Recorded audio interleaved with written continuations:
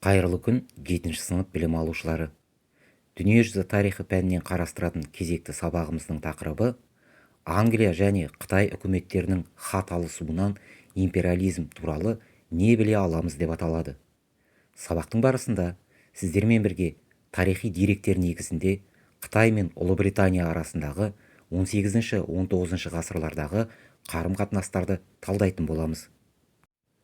1644 жылы манжурлардың жаулап алуы нәтижесінде Қытайда билікке Цин империясы келді. Қытай императорлары өздерін аспанның баласымыз және әлемнің әміршісіміз деп санады. Цин әулетінің императорлары елді 1912 жылға дейін басқарды.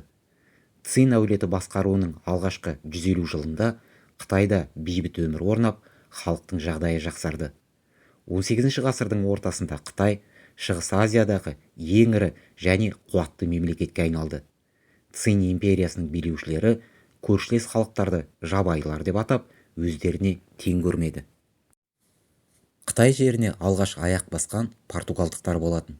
Олар Қытаймен сауда жасауға келісіп, жағалауға факторияларын, яғни сауда кеңселері мен қоныстарын тұрғызды.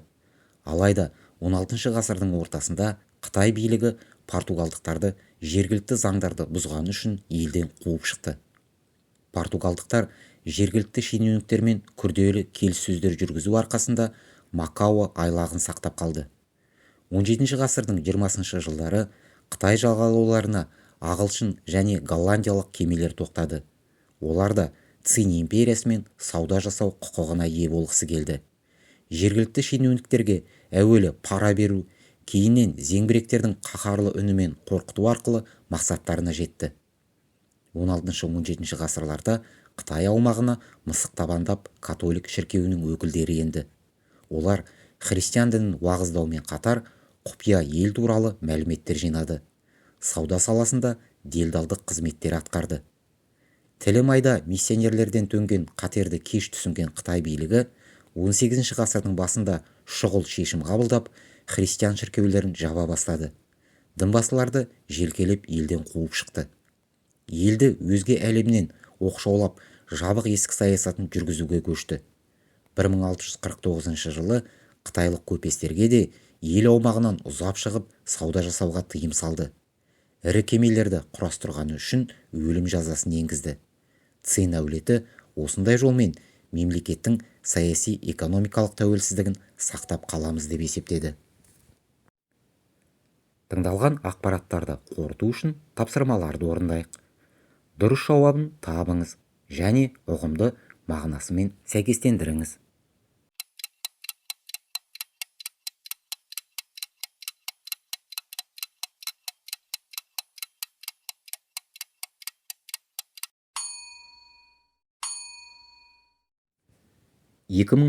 жылдың 11 қарашасында Ұлыбританияның премьер-министрі Дэвид Кэмеронның Қытайға ресми сапары кезінде оғаш оқиға орын алды. Британдық делегацияның кеуделеріне қызыл көкнәр гүлі бейнеленген төс белгіні тағып, салтанатты қабылдауға келуін Қытай үкіметі жақсылыққа жорымады. Ұлыбританияда ағылшындар Бірінші дүниежүзілік соғыс кезінде қайтыс болған отандастарын еске алу үшін қызыл көкнәр гүлін кеуделеріне тағады. Ал қытайлықтар үшін аталған гүл 19 ғасырда шетелдіктермен болған апиын соғысын еске түсіреді. Апиын көкнәрдан дайындалатын уыты күшті есірткі. Есірткіні үнемі тұтыну салдарынан адамның денсаулығы уланып, өмір сүру жасы қысқарады, тіпті өлімге алып келеді. Егер Қытайда 1842 жылы 416 миллион адам тұрса, 1891 жылы 369 миллионға азайып кеткен болатын.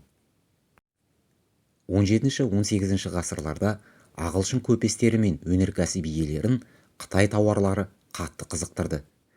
Қытай билеушілерінің жабық есік саясатын ұстануы сыртқы саудаға тұсау болды. Еуропалықтармен сауда жасауға Кантон қаласында ғана рұқсат етілді. 1748 жылдан бастап Қытай билігі еуропалықтармен тек күміспен төлем жасау арқылы сауда жасасуға шешім қабылдады. Қытайдың шайы, жібегі, фарфор ыдыстары Еуропада үлкен сұранысқа ие болғанымен, бағалы металдардың император қазынасына құйылуы ағылшын экономикасына қауіп төндірді. 1793 жылы Ұлыбритания королі 3 Георг Қытай императоры Цзянь Луньге Джордж Маккартни басқарған елшілерді аттандырды. Ұлыбританияның елшілік сапарының мақсаты екі ел билеушілерінің хаттарында көрініс тапқан. Тапсырма. Король 3 Георг пен император Цзянь Луньнің хаттарын мұқият оқып, келесі сұрақтарға жауап беріңіздер.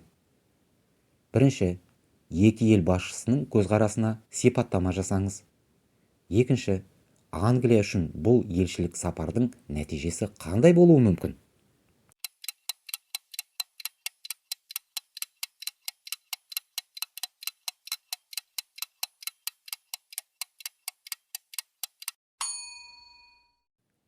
Ағылшындар пайда табу мақсатында өздеріне бағынышты Бенгалия жерінен Қытайға апиын әкеліп сата бастады.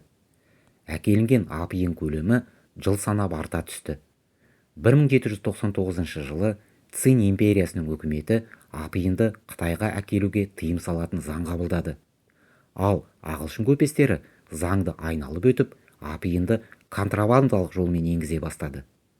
1839 жылы қытайлық шенеунік Лин Цзесю ағылшындардан тартып алынған ірі көлемдегі апиынды құртып жіберді.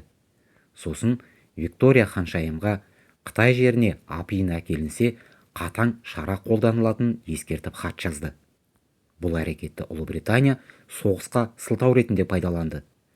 1840-1842 жылдар аралығындағы бірінші апиын соғысы кезінде Қытай жеңіліс тауып, Нанкин бітім шартына қол қойды. Бұл уақытта ақш пен Францияда Қытайға енуге ұмтылды. ақш үкіметі бірінші апиын соғысын бастаған Ұлыбританияның әрекетін әділетті қадам деп бағалады.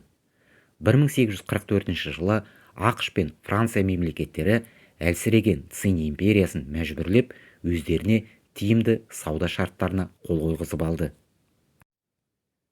1856 жылы Франция мен Англия әскері бірігіп, Қытайға қарсы соғыс ашты. Бұл тарихқа екінші апиын соғысы деген атпен енді. ақш-тың теңіз флоты Қытайдың оңтүстік-батыс жағалауларындағы бекіністерді талқандаса, жаяу әскері Кантон қаласындағы ұрыстарға қатысты. Ресей империясы Қытайды бөлшектеу шарасынан қалыс қалғысы келмеді. Орыстар 1858 жылы Қытайды Айгүн бейбіт келісіміне келуге көндірді. Нәтижесінде Амур өзенінің сол жағалауы Ресейдің бақылауына өтті. 4 державаның соққысына төтеп бере алмай, Қытай үкіметі әрқайсымен бейбіт келісімге қол қоюға мәжбүр болды. Тапсырма. Цинь империясы мен шетелдік мемлекеттер арасындағы жасалған келіссөздер мазмұнын оқып, оның қытайлықтарға қалай әсер еткенін анықтаңыз және берілген кестеге жазыңыз.